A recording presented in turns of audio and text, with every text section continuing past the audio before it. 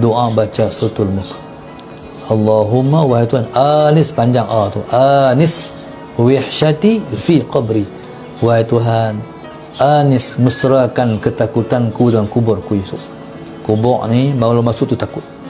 Alam yang tak pernah kita tengok, alam yang tak pernah kita jangka, tu dalam kubur memang takut. Jadi takut tang mana? Takut tang soalan malaikat yang akan datang. Masuk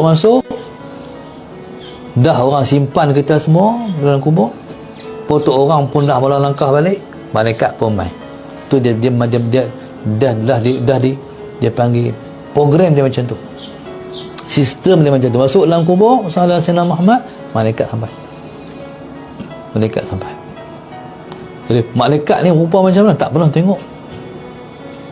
Mata biru main dengan macam lintar, halilintar, perang.